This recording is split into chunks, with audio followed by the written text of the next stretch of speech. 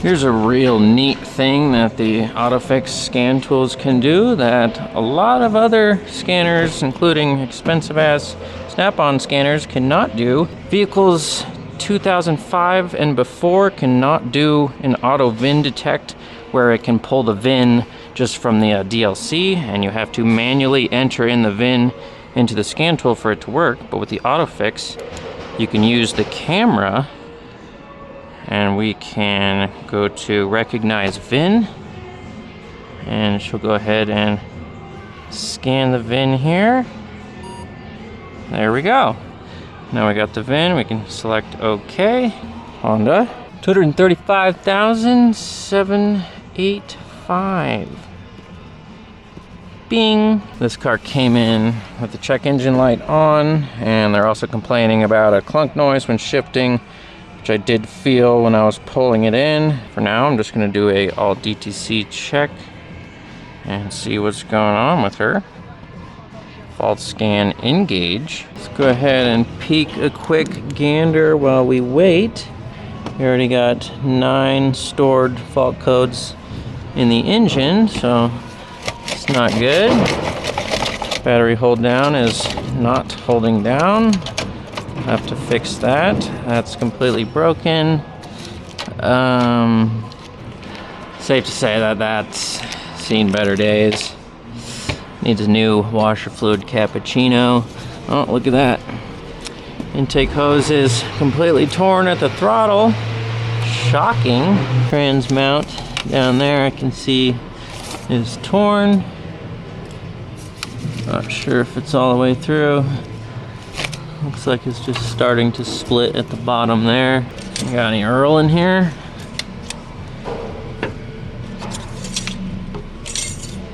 What you got? You do. You do have oil. That's very nice. We're almost done here. 93, 100%. Ooh, there we go. Alright, so we got misfires on all cylinders, NOx sensor code. We got a evap leak. Left rear wheel speed sensor failure. Alrighty.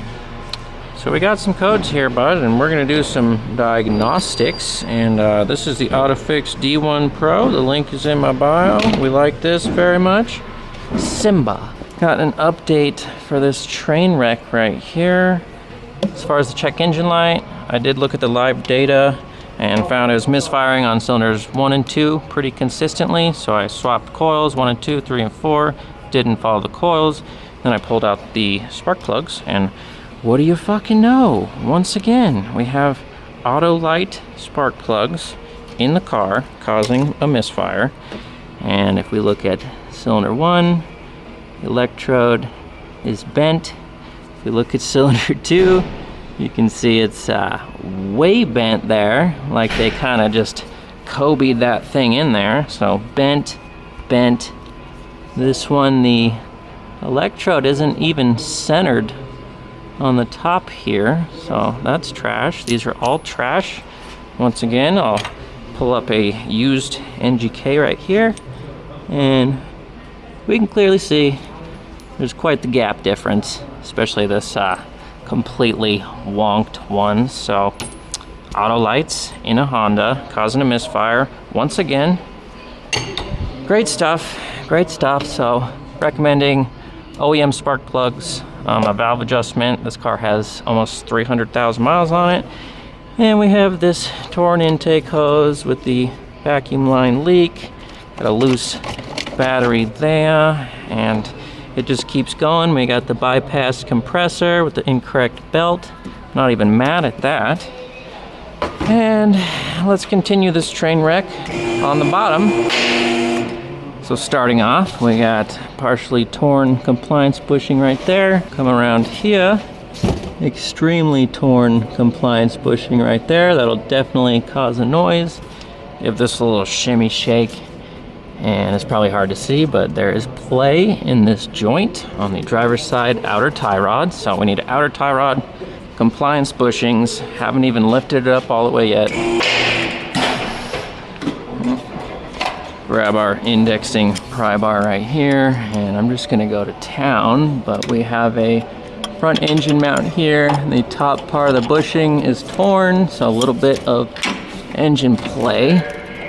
There we go. Looking over here, this ball joint is annihilated. That'll cause a clunk. We got some lovely aftermarket axles up here. Got a nice power steering leak from this line. We have a chain case seepage right around here. Little seepage right there. We have our lovely seized compressor right there. And moving on, we have play in this sway bar link. We have play in that sway bar link. That rear mount's good. Back here, we got play in that sway bar link. A little bit of play in that sway bar link. Differential dampener bushing is torn, so yeah, that's gonna cause a knock. That's gonna cause a knock. All right, so overall, she's a gem, but yeah, definitely needs some spark plugs that aren't all wonked.